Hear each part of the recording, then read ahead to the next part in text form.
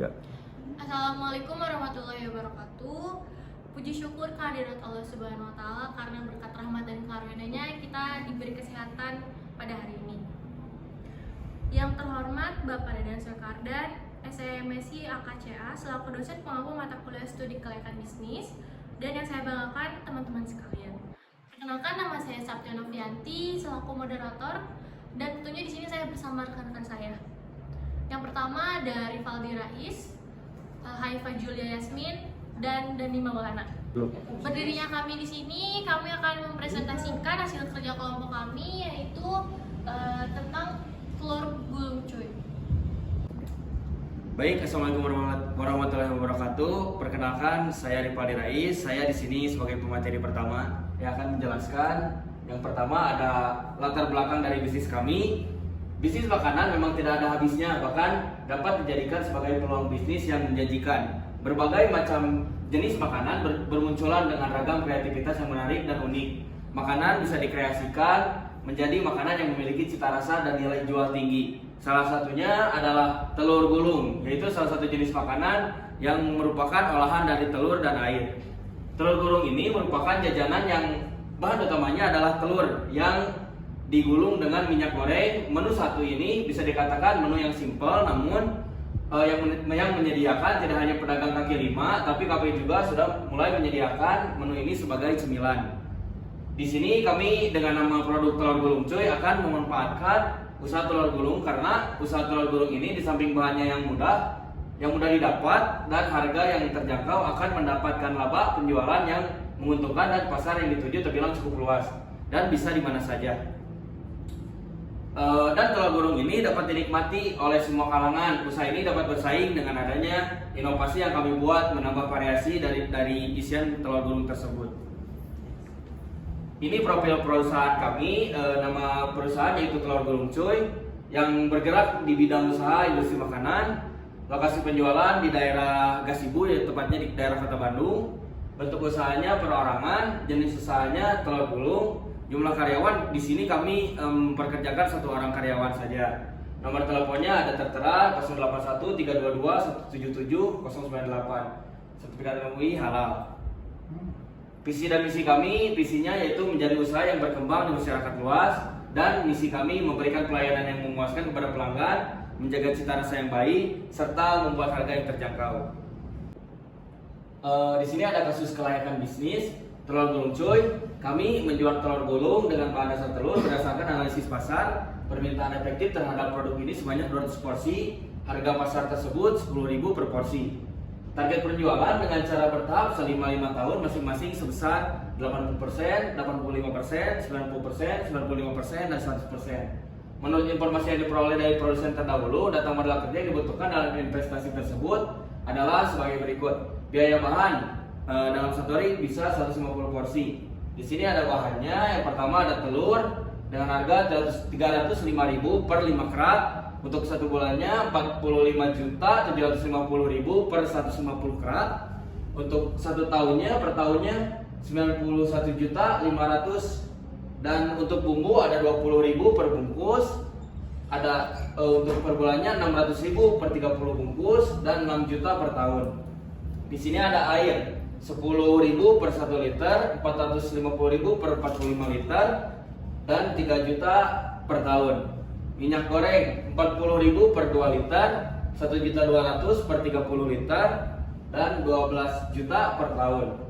Saus pedas 25.000 per kilo, 750.000 per 30 kilo, dan 7.500.000 per tahun. Bihun 75.000 per bal, 2.250.000 per 30 bal, dan 22.500.000 per tahun. Selanjutnya ada gas 25.000 per 3 kilonya, dan 750.000 per 90 kilo, dan 9.125.000 per tahun. Untuk tusuk sate 10.000 per 1 bungkus, 300.000 per 30 bungkus, dan 3 juta per tahun. Kantung plastik 20.000 per 2 pack, 600.000 per 60 pack, dan 6 juta per tahun. Untuk kantung kresek 36.000 per 3 pack, 1.080.000 per 90 pack, dan 13.140.000 per tahun. Untuk upah karyawan 25.000 per hari, 750.000 per 30 hari, dan 75 juta per tahun. Sebagai langkah awal, kita boleh di slide sebelumnya. Sebagai langkah awal kita merencanakan untuk membeli aktiva tetap dan aktiva lainnya dengan perincian sebagai berikut. Boleh di slide. Ada asetnya. Yang pertama ada gerobak, harga perolehannya 1.500.000 untuk 5 tahun umur ekonominya. Nilai residu 450 juta. Untuk kompor 200.000 per 10 tahun, wajan 100.000 per 1 tahun, wadah 50.000 per 1 tahun, sewa tempat 6 juta untuk 3 bulan. Kita memenuhi 100% kebutuhan dana dengan modal sendiri. Assalamualaikum warahmatullahi wabarakatuh. Perkenalkan, nama saya Dani Dwi Maulana. Di sini saya akan menjelaskan tentang ringkasan analisis aspek. Yang pertama itu ada aspek pasar dan pemasaran. Usaha telur gulung memiliki peluang untuk memenuhi standar kelayakan yang dianggap cukup menguntungkan. Hal ini dikarenakan banyaknya minat orang-orang menyukai kuliner yang ada di Bandung. Berdasarkan aspek pasar dan pemasar, usaha kami dapat dikatakan layak atau fleksibel. Yang kedua itu ada aspek produksi dan operasional. Usaha telur gulung cuy mempunyai lokasi yang strategis, dengan begitu dapat menunjung dan mendukung kinerja operasional. Produk telur gulung juga memiliki bahan baku yang mudah didapatkan. Penjadwalan jam kerja yang efektif dan tenaga kerja yang kompeten berdasarkan aspek produksi atau operasional dapat dikatakan layak atau fleksibel. Yang ketiga itu ada aspek sumber daya manusia dan manajemen. Usaha telur gulung melaksanakan perencanaan bisnis dan analisis pekerjaan yang ditetapkan dahulu. Program keselamatan kerja juga ditetapkan di dalam usaha ini agar dapat mencegah terjadinya sewaktu-waktu selanjutnya berlaku aturan tambahan kompensasi atau bonus bagi karyawan yang mampu memberikan prestasi yang maksimal bagi kinerja usaha ini. Maka dari itu, usaha telur gulung ini dapat dikatakan layak atau fleksibel. Usaha telur gulung mempunyai manajemen yang teratur dan tertata. Perencanaan yang telah ditetapkan maka perorganisasian dilaksanakan secara terpadu dan terpusat. Pengadaan yang seimbang dan hanya terencana merupakan pendukung kinerja telur gulung untuk mencapai keuntungan atau profit yang maksimal. Berdasarkan aspek manajemen tersebut dapat dikatakan layak atau fleksibel. Yang keempat itu ada aspek keuangan. Aspek keuangan itu usaha telur gulung coy melakukan perhitungan analisis laporan laba rugi sehingga diketahui perkembangan keuangan dari tahun ke tahun. Dari perhitungan aspek keuangan tersebut maka dapat dikatakan usaha telur gulung layak atau fleksibel. Aspek pemasaran, pengukuran permintaan. Untuk mengukur permintaan suatu produk kami menggunakan jumlah produk Bandung Wetan dari 2018 sampai 2022. Yang kedua itu ada metode penetapan harga. Langkah selanjutnya adalah menentukan metode penetapan harga. Yang ditawarkan telur gulung cuy juga sangat terjangkau dengan target awal pasar yang mempertimbangkan ekonomi daerah Bandung Wetan dan yang ada di sekitarnya. Dengan harga yang terjangkau, telur gulung cuy tetap memiliki kualitas yang mampu bersaing dengan telur gulung lainnya. Dengan harga per porsinya itu adalah 10.000. Yang ketiga itu adalah perencanaan program pemasaran. Konsep pemasaran yang diterapkan oleh telur gulung cuy lebih menekankan proses penjualan dari produsen kepada konsumen atau dengan menggunakan stand. Sistem tersebut bertujuan untuk memperoleh laba dan keuntungan dengan menggunakan sistem bauran. Metode yang ini adalah metode link ratio. Dari metode ini ada jumlah penduduk dibagi menjadi 3, yaitu ada investasi 20%, konsumsi 60%, dan tabungan 20%. Konsumsi dibagi menjadi 2, yaitu ada primer 65% dan sekunder 35%. Dibagi lagi menjadi sandang, pangan, papan, telekomunikasi, pendidikan, yaitu dari sandang 15%, pangan 45%, papan 15%, telekomunikasi 10%, pendidikan 15%. Dari pangan itu dibagi menjadi 2, yaitu makanan pokok 60% dan makanan tambahan 40%. Dari makanan tambahan itu dibagi lagi menjadi 2, yaitu makanan manis 40% dan makanan asin 40%. Dari makanan asin itu sendiri dibagi menjadi 2, yaitu telur gulung 50% dan bilur telur gulung 50%.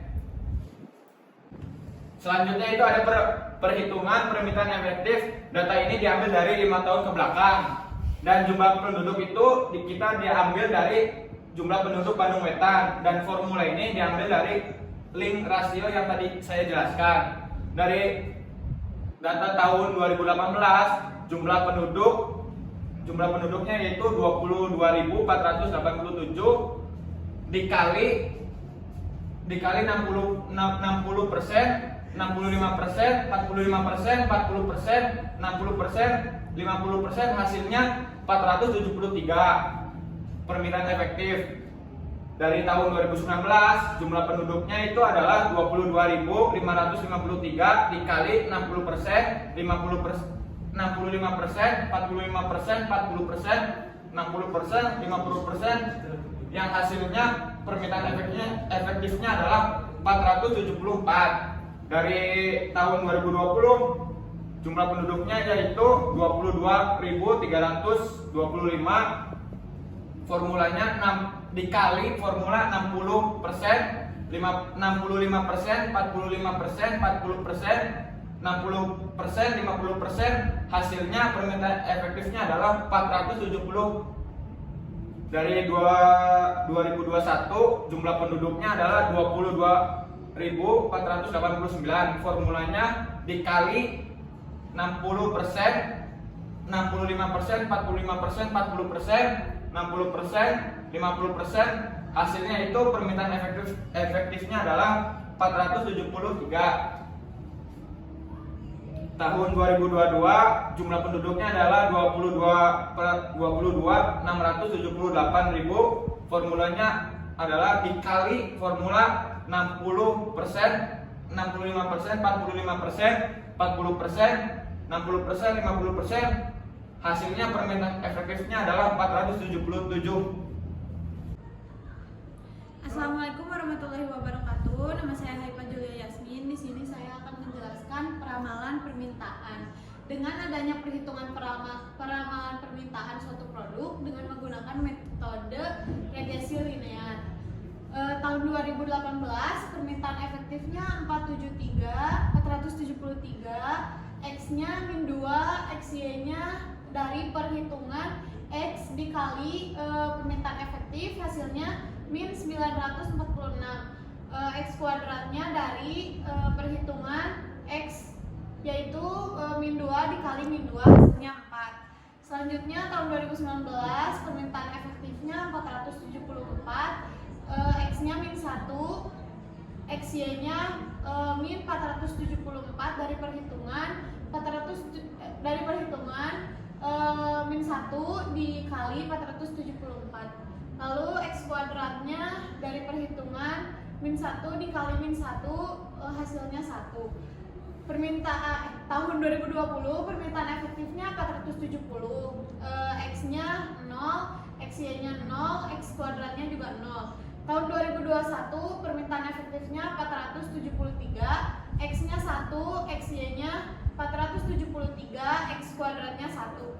Tahun 2022 permintaan efektifnya 477, X-nya 2, XY-nya 954, X kuadratnya 4. Totalnya permintaan efektif 2367, X-nya 0, XY-nya 7, X kuadratnya 10. Selanjutnya menghitung ini tuh jumlah Y atau permintaan efektif. per N itu jumlah tahun sama dengan 2367 per 5, hasilnya 473. Yang B, jumlah XY per jumlah X kuadrat sama dengan 7 per 10, hasilnya 0,7. Ini YA ditambah B dalam kurung X. Jadi kayak gini. Peramalan penawaran tahun 2023 473 ditambah 0,7. Ini kenapa 3? Karena tadi yang tahun 2022 itu X-nya 2. Jadi tahun 2023 3. Hasilnya 475.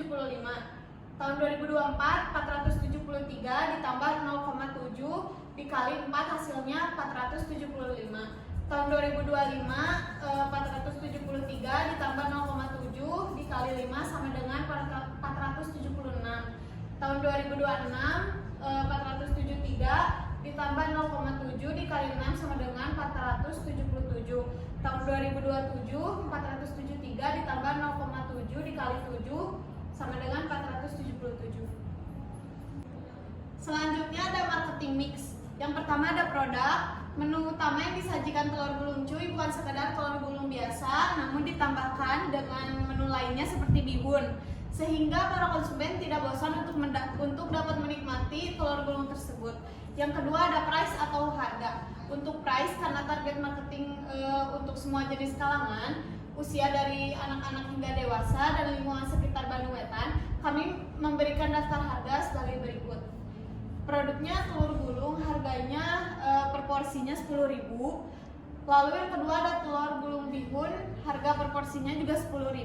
Isi satu porsinya yaitu 10 telur gulung. Yang ketiga ada place.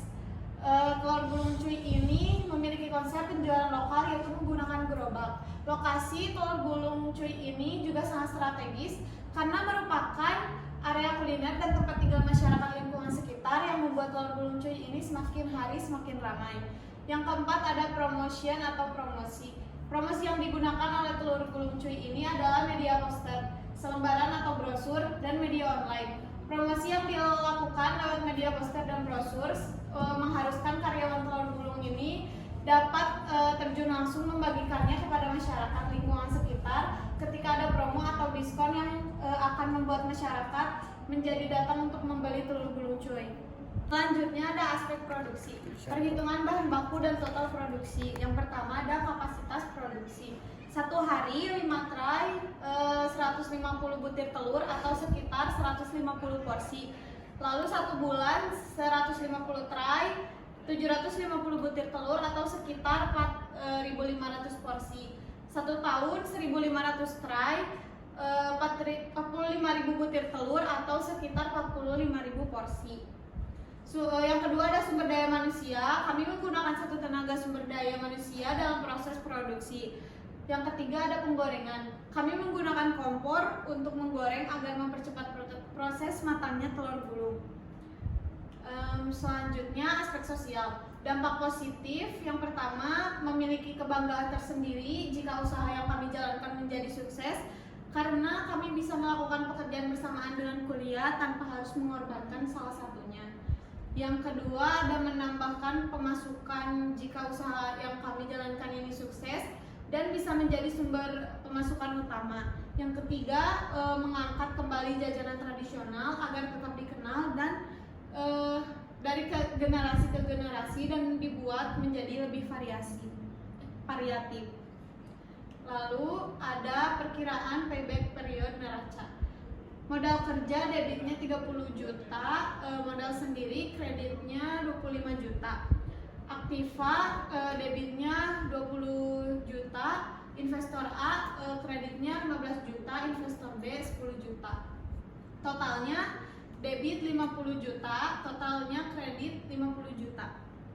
Baik, yang selanjutnya yaitu laporan proyeksi laba rugi telur gulung cuy selama 2 tahun pada tahun 2022 dan 2023. Total pendapatan pada tahun 2022 yaitu 240 juta dan beban operasinya 22 juta. Total pendapatan dikurangi beban operasi yaitu 228 juta. Laba sebelum pajak dikali 10% yaitu 22.800.000. Laba sebelum pajak dikurangi pajak 10% itu hasilnya 205.200.000.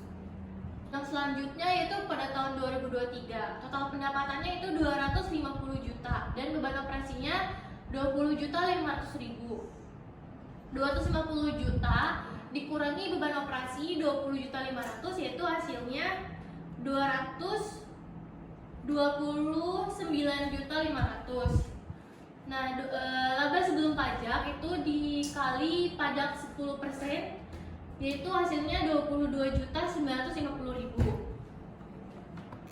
Laba sebelum pajak dikurangi pajak 10% yaitu hasilnya 206.550.000. Yang selanjutnya itu proyeksi kas bersih. Pada tahun 2022 dan 2023, THT atau laba bersih yaitu 205.200.000 dan 106.550.000. Penyusutannya 5.200.000, kas bersihnya 230.100.000 dan pada tahun 2023 itu 270.300.000. Nah, yang selanjutnya itu ada investasi. Investasinya itu 50 juta. Kas bersih pada 1 tahun itu 205.200.000. Totalnya menjadi 255.200.000. PP sama dengan sisa investasi di tahun pertama atau kas bersih tahun kedua dikali 12 bulan sama dengan 255.200.000 dibagi 270.300.000 hasilnya yaitu 0,94. 0,944 dikali 12 atau 1 tahun sama dengan 11,328 dibulatkan menjadi 11 bulan. 11,3 dikurangi 1 sama dengan 10,3. 11,3 dikali 30 hari sama dengan 339 hari. Yang selanjutnya yaitu net present value pada tahun 2002 dan 2023. 205.200.000, penyusutannya ada 5.200.000 dan kas bersihnya 230.100.000 dan diskon faktornya yaitu 20%. Untuk mencari kas bersih yaitu 230.100.000 dibagi diskon faktor atau ini 0,833 hasilnya 191.673.300. Yang 2023 yaitu kas bersihnya 270.300.000 dibagi diskon faktornya 0,833 hasilnya yaitu 225.159.900. Untuk selanjutnya yaitu kas bersihnya ditotalkan yaitu hasilnya 416.833.200.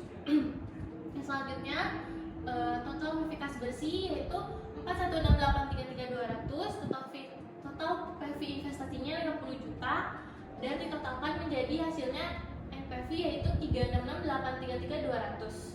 Jadi dapat disimpulkan bahwa usaha ini layak untuk dijalankan karena memiliki nilai NPV yang positif yaitu 366.833.200.